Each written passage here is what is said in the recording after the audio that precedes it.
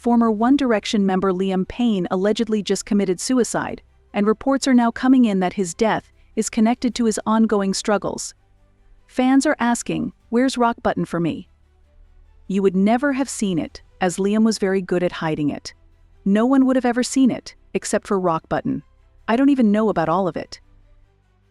Liam had always been vocal about his issues with addiction and alcoholism, and as updates are slowly coming in, it appears that Liam had relapsed and was using again. Pictures released by TMZ even show Liam Payne's room, with suspicious items on the counter. What made Liam so stressed that he resorted to this? And why was he in Argentina to begin with? On October 2nd, Liam posted a video on Snapchat saying that he was going to Argentina to talk with former bandmate Niall Horan about something urgent and important. In Argentina, Liam had been staying at the Casashore Hotel when fans noticed the singer was acting weird and intoxicated. At one point, the police were called. According to Pablo Pollo, spokesperson for the Security Ministry of Buenos Aires, Liam was described to the police as an aggressive man who might be under the influence of drugs or alcohol. Just before the police could arrive, however, Liam allegedly jumped from the third-story balcony. We have breaking news now. Former One Direction band member Liam Payne has been found dead at age 31. He died outside a hotel in the Argentine capital of Buenos Aires, according to local media, after falling from the third floor of the hotel. Shortly before his death, Liam's ex-girlfriend Maya Henry spoke out about how Liam's behavior had turned predatory, and that he wasn't the person his fans thought he was. She also mentioned that he had been abusive and had cheated on her. Now, I'd like to address some comments that I've been seeing. People are saying things like, "She needs to keep his name out of her mouth," and "She's obsessed they broke up years ago, but I made a 5-second TikTok about something Liam talked about on a podcast." He was airing out everyone's dirty laundry. But the moment I make a short video, it's a problem, right? People are calling me obsessed, saying I'm crazy, but why all don't even know what happens behind closed. Okay, I'm gonna address some of these comments and kind of break it down. So I've been seeing ones like this everywhere, and honestly ones that say she needs to keep his name out of her mouth, she's obsessed, blah, blah, blah, they broke up years ago. Well, I made a 5-second TikTok about something he talked about on a podcast. He was the one airing out everyone's dirty laundry on a podcast. So it's okay for him to talk, but the minute I make a 5-second video, it's over, right? Also, you're calling me obsessed. Oh, she's crazy. This would happen when you are with someone who's obsessed, blah, blah, blah. Y'all don't even know what happens behind closed doors or in private. Ever since we broke up, he messages me, will blow up my phone, mind you. Not only from his phone number, it's always from different phone numbers too, so I never know where it's gonna come from. He'll create new iCloud accounts to iMessage me. It's always a damn new iCloud account. I'm like, every time I see one pop up on my phone, I'm like, here we go again. Also, will email me. And he does this when he gets his phone taken away. Also, not only me, but he'll blow up my mom's phone. Is that normal behavior to you? But I'm crazy for making a 5-second TikTok about something that he brought to the internet, and is also messaging my friends. Not only was he messaging them, I found out later while we were together, so they could go over to his house apparently, but then was messaging my best friend to come over to his house when his girlfriend was gone, was saying, "Oh, my girlfriend's gone, blah, blah, blah." Like, he's the one that is constantly doing weird. And also, might I add, literally said, "Oh, the reason he has all these people on his damn Snapchat," which he has for years apparently, that he messages or whatever, and on Instagram, and he says that he preys on One Direction fans because they will always be loyal to him and they won't tell on him. Doors. Ever since we broke up, Liam has been messaging me, blowing up my phone from different numbers and iCloud accounts. He even emails me, and if he gets his phone taken away, he blows up my mom's phone. Is that normal behavior? That means women feel safe around me, they trust me, then bang, pregnant, bang, pregnant, bang, pregnant. Catherine is welcome to see me. No, she's not, no, don't do it, trust me, don't do this. Well, it's been really a wonderful experience. How can I do your bra, just like this? Oh, you've got a bit of hair on your face. Oh, come and stay at mine. Oh, it's all right, I'll sleep on the couch. Bang, pregnant. Pop yourself down on my knee and see if we can't get you pregnant. Give yourself to him, Brittany. Sleep with Russell. Sleep with him, damn you. I'm gonna scoop you up in my arms and carry off to a world of wonder where you forget your own name, but I won't forget it. It's Sam, the gorgeous morning sunrise Sunday sexy woman for teenage boys. I'm a very good girl. Are you good? I don't think God would give you that body and then give you sort of morality. And if I connect with that, then we'll be okay. Careful, because that's a low-cut dress. Oh, sorry. Okay. I'm only flesh and blood. I've got instincts. Oh! Look at them nipples. They could lactate any moment. Are some very serious allegations that I absolutely refute. These allegations pertain to the time when I was working in the mainstream, when I was in the newspapers all the time, when I was in the movies, and as I've written about extensively in my books, I was very, very promiscuous. Now, during that time of promiscuity, the relationships I had were absolutely always consensual. I was always transparent about that then, almost too transparent. And I'm being transparent about it now as well. And to see that transparency metastasized into something criminal that I absolutely deny makes me question, is there another agenda at play?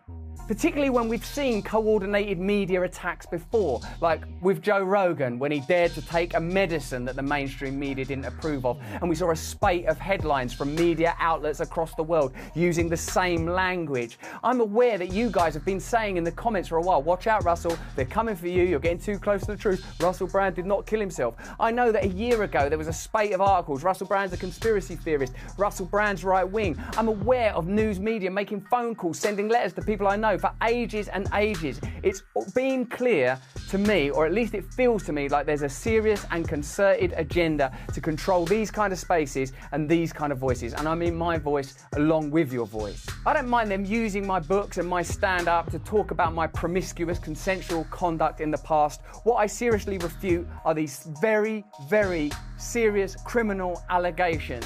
Also, it's worth mentioning that there are witnesses whose evidence directly contradicts the narratives that these two mainstream media outlets are trying to construct, apparently in what seems to me to be a coordinated attack. Now, I don't want to get into this any further because of the serious nature of the allegations, but I feel like I'm being attacked, and plainly they are working very closely together. We are obviously going to look into this matter because it's very, very serious. In the meantime, I want you to stay close, stay awake, but more important than any of that, if you can, please stay free. Now, believe it or not, but Russell Brand was actually connected to Diddy, and had even gone on camera saying that once you become friends with Diddy, you have to do things you don't want to, because Diddy's just that powerful. Diddy's new to me, right? He looked after me, he took me on an enforced holiday to Vegas. He's a very intense man because I think he come from nothing and now he's very, very powerful. People that do stuff like that, they're intense. Now, I like him, he's very influential. Say that you don't want to do something and Diddy does want you to do it. It's really hard to not do that thing. Is it the mind? He's a bit like the mind. Like, he's very influential. Like, say Diddy went, could you pick me up from the airport? I've got back from holiday, or I'm going away, would you feed my fish? And really he didn't want to feed his fish. Oh, how much fish food you put in? He'd still do it because you think, oh, don't upset him. He's an influential person. I got it. So he's a good laugh, but if you, imagine you get very friendly with him, he might ask you for loads of favours, and then you can't say no to him. That's my worry, because I've become friends with him now. What if he starts, oh, I'll pick us up from the airport, feed the fish, can I borrow your vacuum cleaner? It's going to be pressure. It's going to kind of become his... I don't want to be nobody's. I've worked too hard in life. Not even Diddy's. That's the problem. Russell Brand is not going to be Diddy's bitch. Nobody's. So I can catch him and get him to the Greek June 4th? June the 4th it comes out on. Yet, I'm the crazy one for making a 5-second TikTok? Liam's behavior didn't just stop with me. He would message my friends while we were still together, asking them to come over when I wasn't there. He even told one of them, my girlfriend's gone, implying it was okay to come over. Maya and Liam's relationship became public in 2019. There's been a lot of headlines recently, Naomi, connecting you to Mr. Liam Payne, formerly of One Direction.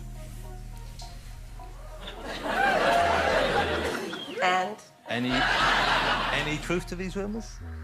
I never discussed my personal life. Well, that's all going to change because... Next. I'm going to ask you another question. Okay. Another name. Okay. Drake, you got quite close to Drake?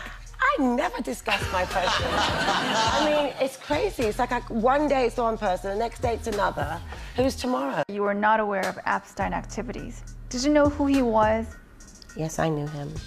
I was introduced to him on my 31st birthday. Naomi Campbell, she had the formula. Now, what's Naomi Campbell's formula? I don't know, whatever it was, it got a restraining order. When is it her turn to be exposed for Oh, God, I don't know. She clever. Around the same time, Liam began working on his sobriety. Interestingly, this was also when he became friends with Russell Brand, a man later accused of similar behavior to what Maya accused Liam of. Women trusted Brand, only to later be exploited. I always felt like it was a manipulation tactic to keep me, I don't know, it's kind of complicated, but I always felt like it was so that I could continue to feel bad for him. And because he would always message me ever since we broke up, like, oh, I'm not well. He would always play with death and be like, well, I'm gonna die. I'm not doing well. And there was one time I tried to get him help, and then he was like, not taking it. He would text my mom, I'm not doing well, have Maya contact me, because I wouldn't respond. And it's just always the same cycle. And every time that, like, for example, when I announced my book, he did the same thing. He called my mom, I think I'm not going to be around much longer. And oh my God. And I don't play with death. So I'm like, if you say this, I'm going to try and help you no matter what you've done. And I think he took advantage of my family's kindness. And I was like, if you want to go back to rehab, I'll help you, even though, you know, whatever. And not that I ever wanted to be back with him, but he's still somebody's child. He's somebody's brother. Like, if that were my brother, I would want someone to help him too. And so, but I always just, in the end, I felt like it was a manipulation. And I'm like, especially after everything you've done, I've told you to leave me alone. As of like recent events that have happened, I can't speak on legally, but like, it's just gotten so much worse. But yeah, I always just felt really bad. And I always just felt like because he would always say, sorry, this is such a long answer. It's just like, no, you're good. But he would always just say, I'm so sorry for everything I've done. I can't live with myself, but then is continuing to like try and traumatize me. And so I always just felt like it was just like a whole manipulation to maybe keep me from not saying anything or keep me on his good side in a way. So, or keep you at like an arm's length. These allegations were confirmed by Liam himself too, who said in an episode of The Diary of a CEO that he was incredibly ashamed of his actions, and it was his actions that destroyed his relationship. I feel like more than anything at this point, I'm more disappointed in myself for keep on hurting people. That annoys me. I've just not been very good at relationships, and I know what my pattern of things is with relationships. I feel at this point, I'm just not very good at them, so I just need to like work on myself first before I put myself onto somebody else. And I feel that's that's where I got to in my last relationship. I just wasn't given a very good version of me anymore that I didn't appreciate and I didn't like being. And I can honestly say that I feel better out of it. I didn't feel good for doing what I did, but it had to happen. I mean, I know that's the corniest way of saying it was the best for both of us. Like, whatever, cool, nice story, bro. But it just feels like that. Very self-aware for you to know that you were... Oh yeah, no, I know it was a problem. So I need to sort myself out. And I already feel good. So it's got me more concentrated, and I hope she's happy. How did Liam turn into the kind of person who would abuse his fiancée? Well, according to Maya, his fans were the ones that enabled his behavior. Liam knew that no matter what he did, his fans were going to stick by him and believe what he said. Constantly enable someone, they're never gonna realize what they've done is bad, or they do realize, but they know that they can get away with it, which is what has happened to him for so many damn years. Everything gets swept under the rug, everything gets hidden for him. I don't know who the hell is behind all of this, but nothing ever comes out about him. Because either I understand people are scared, but also it's hard when you have these people that jump down your throat for speaking the truth on things that have happened. And quite frankly, very disgusting things that have happened and disgusting things that he's done. And he knows that too. He knows that he can get away with anything. He's told me. And, oh, don't you dare, don't tell anyone because they're not going to believe you anyways. Like, the fans always have our back. We can do whatever, you know, we want, and they're always going to defend us. And he's right. That's the thing, is he's not even wrong. And he knows, and he uses that.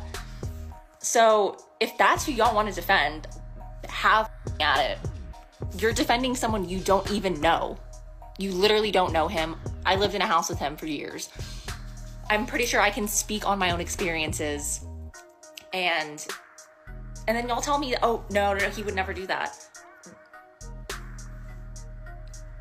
Do you hear yourself? And then everyone is just sitting here saying, oh, well, you know, I mean, I'm not going to go too much into me talking about the damn book, but, oh, that was all fake, blah, blah, blah. No, it's not. I'm literally saying, no, it's not. But I think everyone wants to selectively believe what they want to believe. And there's evidence suggesting Brand preyed on women who felt safe with him. Liam was also linked with Naomi Campbell, Diddy's ex-girlfriend, who has her own troubling history. Some speculate that when Liam started hanging out with people connected to Diddy, his behavior worsened. Liam himself admitted on the Diary of a CEO podcast that he was ashamed of his actions and knew his behavior had hurt his relationships. Despite knowing this, he continued the same cycle. Gracias. Your turn? Yes. It's your turn. My style of life. Here. Oh, you look so cute. Ya tiene el cosito, él está preparado, le amo. Have you listened to some Spanish music now that you're here in Argentina? Tantas son las horas cuando estamos solos. There you go. Yeah, you should keep coming in.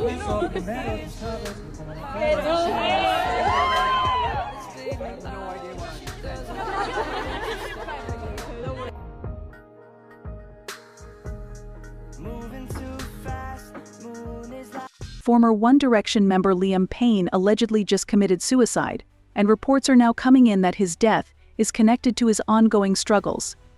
Fans are asking, where's Rock Button for me? You would never have seen it.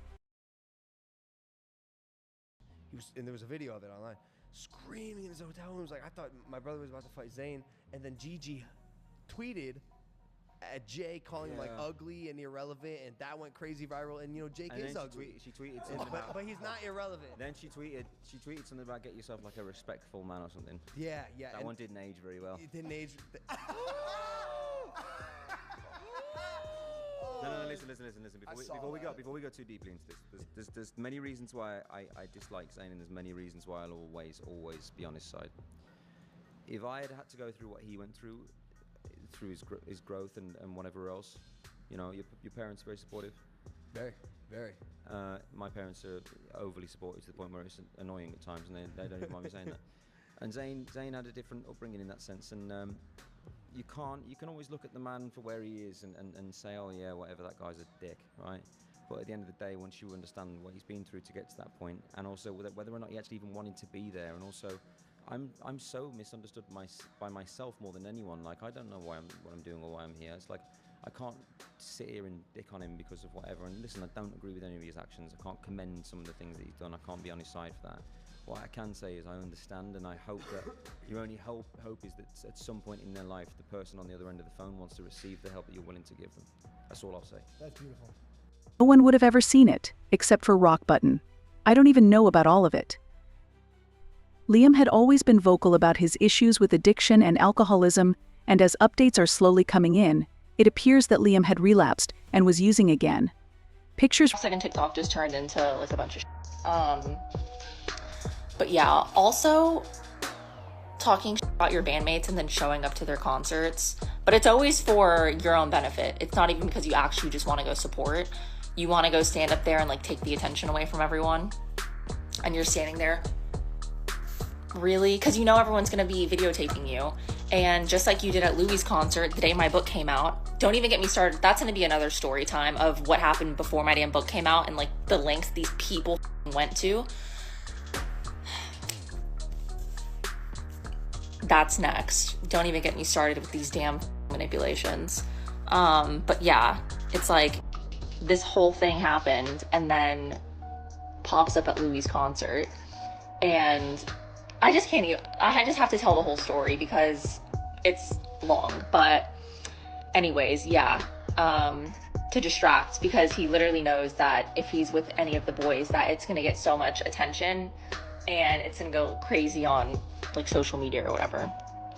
So yeah. Also, is there a statute of limitation for when I can talk freely on TikTok?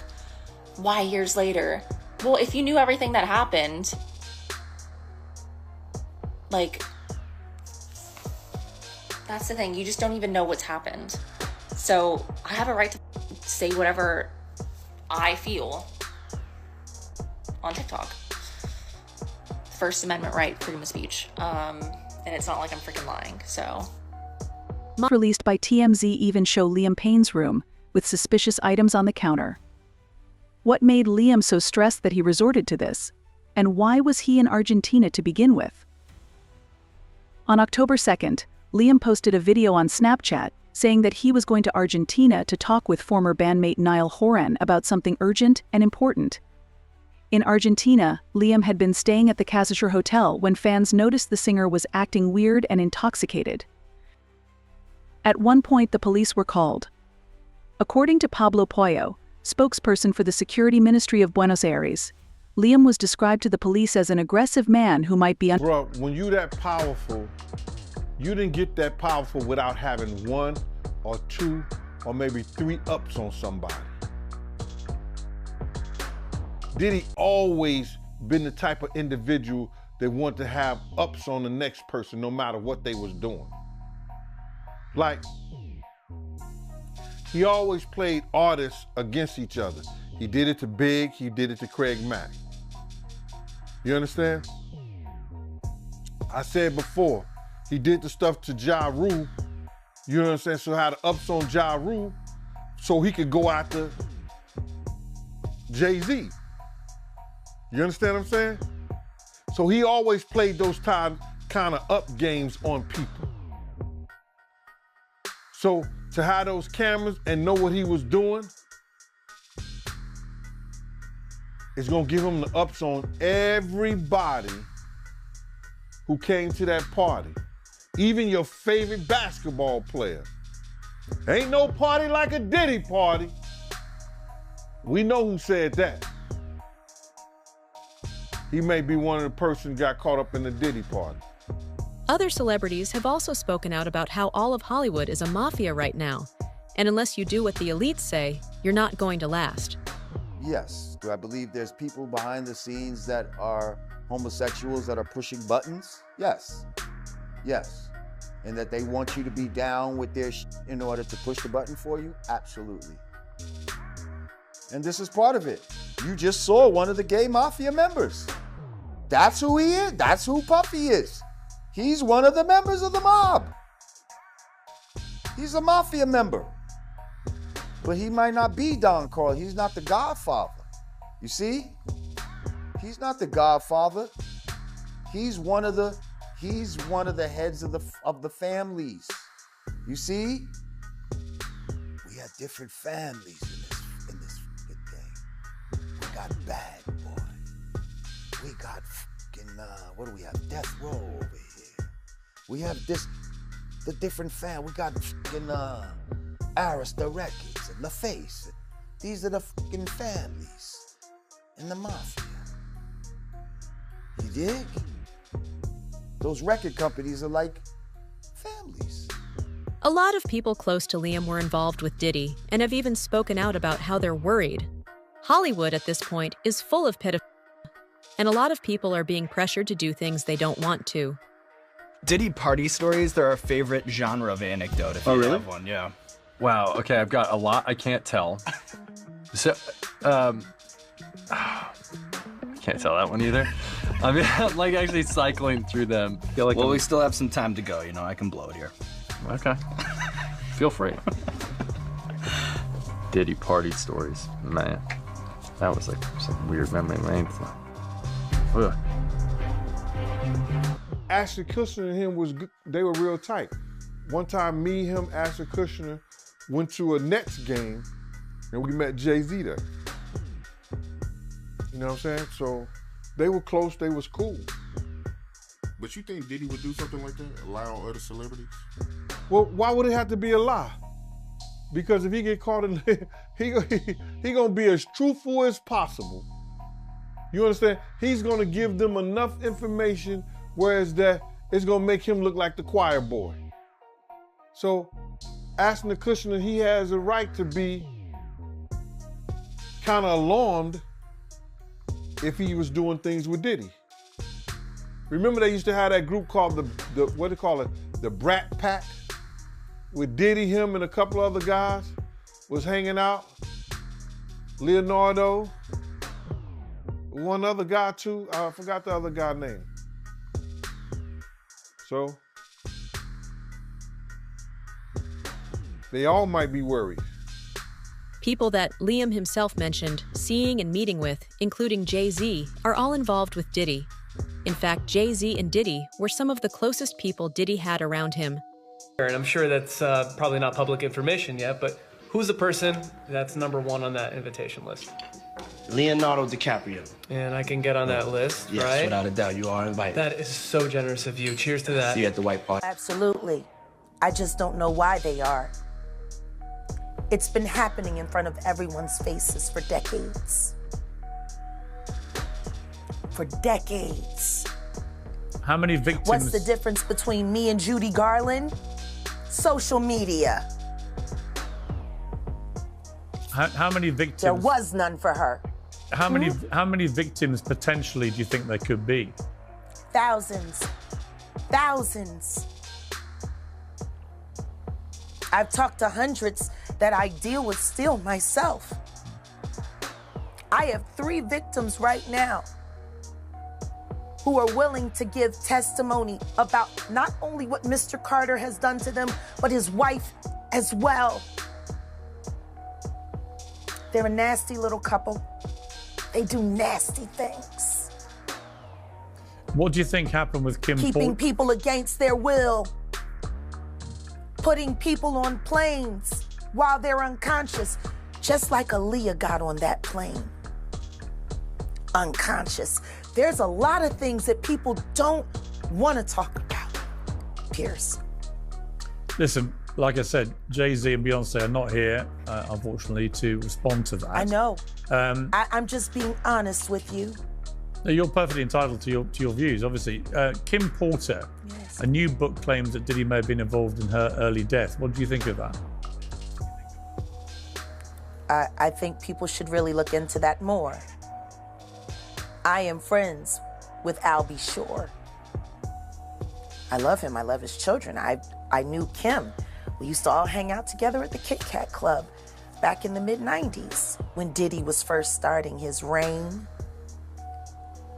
I watched that whole thing happen.